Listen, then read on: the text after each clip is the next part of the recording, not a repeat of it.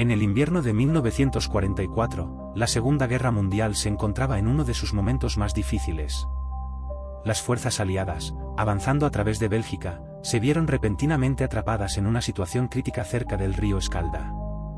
El paisaje que rodeaba al río era sombrío y helado, con temperaturas que parecían caer con cada hora que pasaba. Los soldados, extenuados después de semanas de combate incesante, se enfrentaban no solo al enemigo, sino también a las duras condiciones del invierno europeo. La batalla por sobrevivir no solo era contra las balas, sino también contra el clima, que amenazaba con destruir cualquier esperanza de escape. Los aliados sabían que estaban rodeados por las fuerzas enemigas, y el río Escalda representaba una barrera casi imposible de cruzar. El agua estaba helada, pero no lo suficientemente congelada como para sostener a los hombres y el equipo pesado. La retirada parecía imposible, y la única alternativa era rendirse o enfrentarse a una muerte segura en las aguas gélidas. Los soldados, muchos de ellos jóvenes e inexpertos, comenzaron a perder la esperanza. Los rostros de los hombres reflejaban la desesperación, algunos de ellos rezando en silencio por un milagro, mientras otros simplemente aceptaban su destino. Durante la noche, mientras el viento gélido soplaba a través del campamento, algunos hombres reportaron escuchar un crujido distante, pero en su estado de agotamiento, pensaron que era una ilusión. Al amanecer, el comandante del grupo decidió que no podían esperar más. Con corazones pesados, los soldados se prepararon para lo que creían sería su último día de lucha. Pero algo había cambiado en el paisaje. El río, que antes fluía amenazante, ahora estaba completamente congelado. No solo en las orillas, sino que el hielo se extendía en una vasta y sólida superficie que cubría todo el ancho del río. El cambio había sido tan repentino y completo que muchos no podían creer lo que veían. Algunos soldados, temblando por el frío y el asombro, se arrodillaron y tocaron el hielo, incapaces de comprender cómo el río había cambiado en tan poco tiempo. El hielo era lo suficientemente grueso como para soportar el peso de los soldados, sus armas y sus vehículos. El milagro parecía demasiado bueno para ser verdad, pero no había tiempo para dudar. Con una mezcla de miedo y esperanza, los soldados comenzaron a cruzar el río. El cruce fue lento y silencioso, con los hombres avanzando con cautela, sabiendo que su vida dependía de la estabilidad del hielo bajo sus pies. A medida que avanzaban, el enemigo, que antes los tenía rodeados, quedó desconcertado por la rapidez con que los aliados habían logrado lo imposible. Sin disparar una sola bala, los soldados aliados lograron cruzar el río congelado y escapar del cerco enemigo.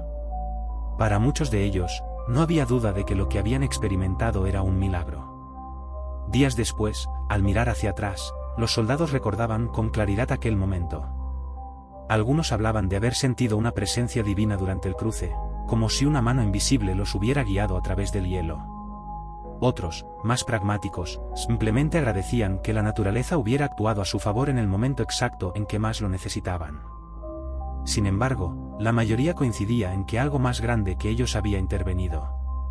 Los informes del evento se difundieron entre las filas aliadas, y aunque algunos intentaron explicarlo como un fenómeno natural debido a la caída repentina de la temperatura, los testigos sabían que lo que habían experimentado era algo fuera de lo común.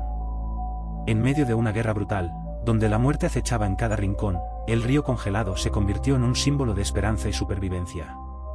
Con el tiempo, la historia del río Escalda y su milagroso congelamiento fue recordada como uno de esos momentos inexplicables que ocurren en tiempos de guerra. Un recordatorio de que, incluso en las circunstancias más desesperadas, la fe y la esperanza pueden prevalecer. Años más tarde, algunos de los soldados que sobrevivieron aquella noche volvieron al lugar, pero el río, una vez más, fluía libremente, como si nada hubiera pasado. Para ellos, sin embargo, el Escalda siempre sería un lugar sagrado, el sitio de un milagro que les salvó la vida. El día en que Jesús llegó a Betania, el ambiente era de profundo luto. Lázaro, un querido amigo de Jesús, había muerto hacía ya 4 días, y sus hermanas, Marta y María, estaban sumidas en el dolor. La pequeña aldea se encontraba en silencio, rota solo por los sollozos de los vecinos que se acercaban a consolar a la familia. Al enterarse de la llegada de Jesús, Marta corrió a su encuentro.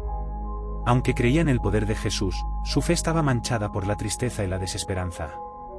«Si hubieras estado aquí, mi hermano no habría muerto», le dijo entre lágrimas. Jesús, con una expresión serena pero cargada de compasión, le aseguró que Lázaro viviría de nuevo. Sin embargo, Marta, aunque tenía fe en la resurrección en el futuro, no podía imaginar lo que estaba a punto de ocurrir. Jesús pidió ser llevado a la tumba de Lázaro, un sepulcro tallado en la roca, donde una gran piedra sellaba la entrada. La multitud de dolientes, curiosos y algunos escépticos, siguió a Jesús hasta la tumba. El aire estaba pesado con la tristeza, y el silencio era tan denso que cada paso parecía resonar en el suelo. Cuando llegaron a la tumba, Jesús pidió que movieran la piedra que sellaba la entrada. Los presentes quedaron sorprendidos por esta petición.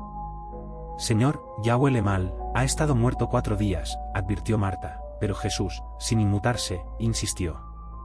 Con gran esfuerzo, algunos hombres movieron la piedra, revelando la entrada oscura y fría de la tumba. El aire que salió era pesado, y una sombra de duda cayó sobre la multitud. ¿Qué iba a hacer Jesús? Con una voz fuerte y clara, que resonó en las colinas de Betania, Jesús gritó: «Lázaro, sal fuera». Por un momento, todo quedó en silencio, como si el mundo entero hubiera dejado de moverse. Los ojos de los presentes estaban fijos en la entrada de la tumba, esperando lo imposible. Y entonces, desde las sombras de la tumba, apareció Lázaro, todavía envuelto en las vendas de su entierro, caminando hacia la luz. El asombro y el miedo se apoderaron de la multitud. Las personas retrocedieron, incapaces de creer lo que estaban viendo. Marta y María, que habían estado llorando momentos antes, ahora se acercaban lentamente a su hermano, como si temieran que todo fuera una ilusión. Pero no lo era. Lázaro estaba vivo. Sus manos aún temblaban bajo las vendas, y sus ojos, aunque llenos de confusión, estaban abiertos, mirando al mundo que había dejado atrás. Los murmullos de incredulidad se convirtieron en gritos de alegría. Las lágrimas de dolor se transformaron en lágrimas de felicidad. Jesús, con una expresión de tranquilidad, pidió que quitaran las vendas de Lázaro y lo dejaran ir. La multitud se abalanzó sobre el hombre resucitado, abrazándolo y riendo, mientras otros caían de rodillas, rezando y agradeciendo a Dios por el milagro que acababan de presenciar. Para muchos, aquel día en Betania cambió su vida para siempre. La resurrección de Lázaro no solo fue un testimonio del poder de Jesús, sino una prueba viva de que el amor y la fe pueden vencer incluso a la muerte. A lo largo de los días y semanas siguientes, la noticia del milagro se extendió rápidamente por toda Judea. Las personas venían de todas partes para ver a Lázaro, para escuchar su historia y para ser testigos del hombre que había regresado de entre los muertos. La fe en Jesús creció exponencialmente, y muchos comenzaron a seguirlo, convencidos de que él era el Hijo de Dios, el Mesías prometido. Lázaro, por su parte, vivió muchos años más, siempre recordado como el hombre que fue resucitado. Aunque nunca habló mucho sobre lo que experimentó en esos 4 días de muerte, su vida fue un testimonio del milagro de la fe. Jesús, al realizar este milagro, no solo devolvió a Lázaro a la vida, sino que también plantó en el corazón de sus seguidores una esperanza eterna. Un recordatorio de que, para aquellos que creen, la muerte no es el final. Era una fría mañana de diciembre de 1531 en las colinas del Tepeyac, justo al norte de la Ciudad de México. Juan Diego, un indígena humilde, caminaba hacia la iglesia para asistir a misa, como lo hacía regularmente. La bruma matinal cubría el paisaje árido, y la luz del amanecer apenas comenzaba a bañar las montañas y valles. En ese tiempo, la población indígena de México sufría bajo el yugo de la conquista, y muchos de ellos estaban desconcertados y divididos entre las creencias de sus ancestros y la nueva religión impuesta por los conquistadores. Juan Diego, aunque recién convertido al cristianismo, mantenía una fe profunda en el mensaje de Jesús y María. De repente, mientras caminaba, una suave música celestial llenó el aire. Juan Diego se detuvo, mirando a su alrededor con asombro. No había nadie a la vista, solo el sonido de un canto divino que parecía provenir de todas partes. Mientras miraba hacia arriba, vio una nube radiante que descendía del cielo, y en medio de esa nube apareció una figura luminosa. Era una mujer, hermosa más allá de cualquier descripción, con un rostro sereno y compasivo, y vestida con un manto azul adornado con estrellas doradas. Juan Diego cayó de rodillas, sin palabras ante la visión celestial.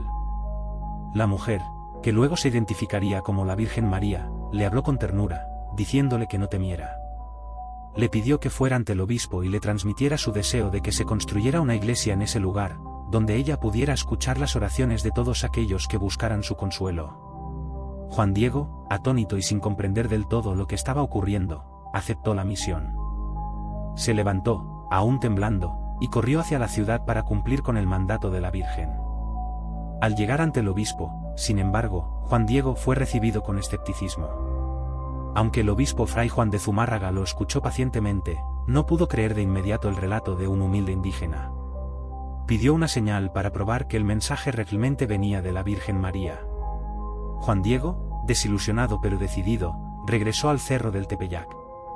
Allí, la Virgen se le apareció nuevamente, sonriéndole con dulzura, y le prometió que le daría una señal para llevar al obispo. Al día siguiente, la Virgen indicó a Juan Diego que subiera a la colina y recogiera flores. Aunque era invierno y no era la temporada para la floración, Juan Diego obedeció. Para su asombro, encontró un jardín de rosas espléndidas y fragantes, un milagro en sí mismo. Recogió las flores cuidadosamente y las guardó en su tilma, un manto hecho de fibra de cactus. Luego, con el corazón lleno de esperanza, corrió de nuevo hacia la ciudad para llevar la señal al obispo. Cuando llegó ante el obispo, Juan Diego desplegó su tilma, dejando caer las flores en el suelo. Pero no fueron solo las rosas lo que sorprendió a los presentes. En la tilma de Juan Diego, aparecía la imagen de la Virgen de Guadalupe, perfectamente impresa en la tela, con todos los detalles de su aparición, el manto azul con estrellas, la túnica rosa, y su rostro de ternura infinita. El obispo, al ver la imagen, cayó de rodillas, reconociendo el milagro que tenía ante sus ojos. La noticia del milagro se extendió rápidamente por toda la región. La tilma de Juan Diego, con la imagen de la Virgen, fue venerada como una señal de la intervención divina.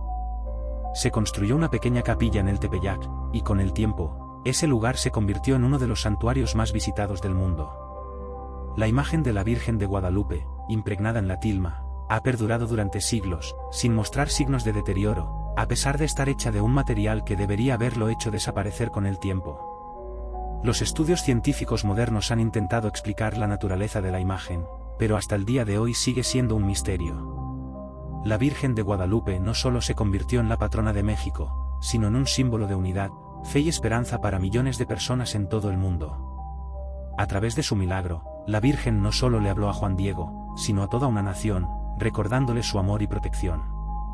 El cerro del Tepeyac, donde ocurrió la aparición, se ha transformado en el corazón de la fe católica en América Latina. Cada año, millones de peregrinos visitan el santuario para rezar ante la tilma de Juan Diego y pedirle a la Virgen su intercesión.